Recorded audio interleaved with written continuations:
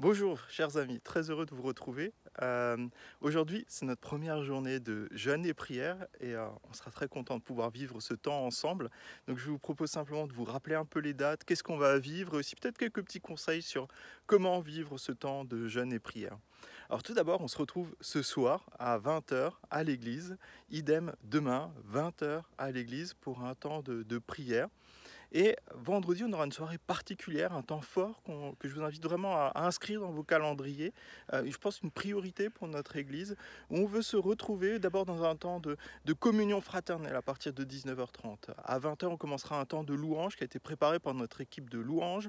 Puis après, on aura un temps d'intercession spécifique pour notre Église, mais aussi les malades de notre Église. Donc aussi, si par exemple vous rencontrez des difficultés dans votre santé, prenez déjà contact peut-être avec moi via le site internet ou mon numéro de téléphone pour peut-être qu'on puisse déjà préparer ce temps ensemble où on va prier pour vous avec les anciens et l'ensemble de l'Église. Et alors, peut-être simplement pour donner quelques conseils par rapport aux jeûnes et prières. C'est vrai que c'est pas toujours simple, on n'a pas forcément trop l'habitude dans notre Église, et pourtant c'est une des demandes que Jésus nous a fait. Et à un moment, dans un de ses discours, il dira que, en fait, quand lui reviendra, quand lui ira au ciel, en fait, là commenceront le jeûne et prière des disciples. Et nous sommes encore dans ce temps où nous attendons qu'il revienne. Donc c'est un temps qui marque que nous attendons au retour de Jésus. Nous sommes dépendants de lui, nous nous attendons à lui, nous languissons de le retrouver. Donc le jeûne et prière, ce n'est pas du tout un bras de fer avec Dieu. Je ne mange pas tant que tu ne me réponds pas. Non, loin de là. C'est un temps où on veut tout particulièrement se consacrer à Dieu, se mettre à son écoute, pour qu'il puisse travailler en profondeur dans nos cœurs et aussi qu'il puisse agir avec puissance dans nos vies, dans notre Église. Et aussi que nous puissions voir vraiment Dieu à l'œuvre autour de nous, dans cette région qui a tant besoin de Dieu. Et pour cela, déjà peut-être quelques petits conseils. C'est vrai que on me pose la question, mais quel repas sauter? Comment faire? Et en fait, je vous dirais tout simplement, si vous n'avez pas trop l'habitude de jeûner, ben, peut-être sauter simplement le repas du soir, quand on sera tous ensemble, et comme ça vous permettra d'arriver plus sereinement. Parce que le repas, finalement, c'est un temps que l'on consacre en fait à s'alimenter, et c'est un temps finalement qu'aujourd'hui, sur ces quelques jours, on veut consacrer à prendre du temps avec Dieu. Donc par exemple pour d'autres, comme moi là ce matin, c'est de prendre un temps pour faire une balade, pour méditer la parole de Dieu, pour prier Dieu, pour intercéder, lui demander de me parler dans ce temps qui est particulier. Donc peut-être à midi, au lieu d'aller manger tout simplement, prenez votre Bible ou votre téléphone, allez faire un tour dans le parc et demandez à Dieu de vous parler.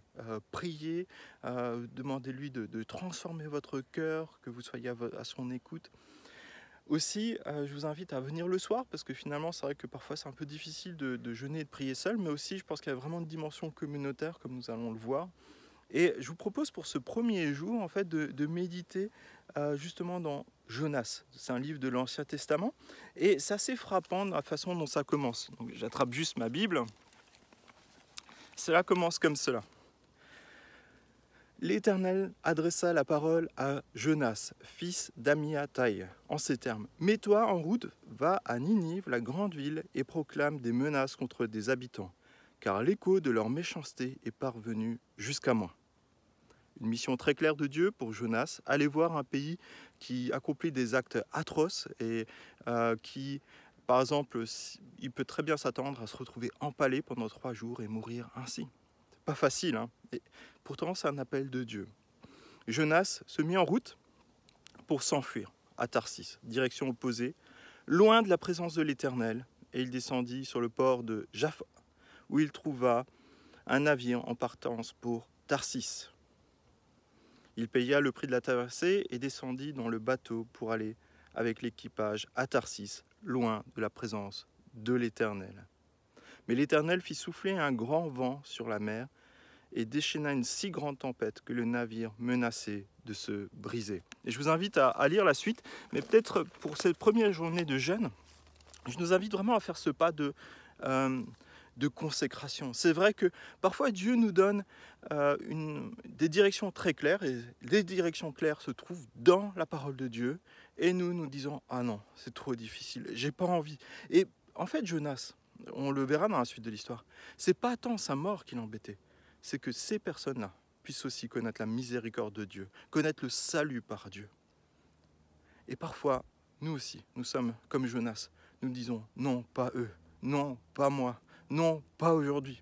Et je pense qu'aujourd'hui, c'est un temps où on veut se rappeler que ce Dieu qui est grand, qui est aussi celui qui est capable de faire lever des tempêtes, est aussi ce Dieu qui nous parle et qui nous demande de vivre une vie de disciples de Jésus-Christ. Et je pense que nous avons chacun et chacune besoin de nous en rappeler. Sortir de notre confort et de nos fausses illusions que c'est nous qui choisissons les combats que nous vous souhaitons mener ou pas. Non. Nous avons à mener le combat le plus important de notre vie aujourd'hui. Celle de suivre Jésus de tout notre cœur, de toutes nos forces et de toute notre âme. Et c'est ce temps de jeûne et prière que nous voulons employer pour vivre cela. Voilà, c'était cette pensée que je voulais vous laisser aujourd'hui. Je vous invite à lire ce premier chapitre de Jonas. Je pense que ça peut être un temps fort que vous pourriez passer avec Dieu. Et aussi peut-être un conseil pratique pour terminer. Jésus dira que celui qui jeûne et prie, que cela ne se voit pas auprès des autres, et il dit de parfumer la tête. Donc je vous conseille, si vous jeûnez et priez, prenez un chewing-gum et du déo, ça va vous aider. Donc à tout à l'heure, à ce soir. Bon courage les amis, et je me réjouis de vivre ce temps fort ensemble.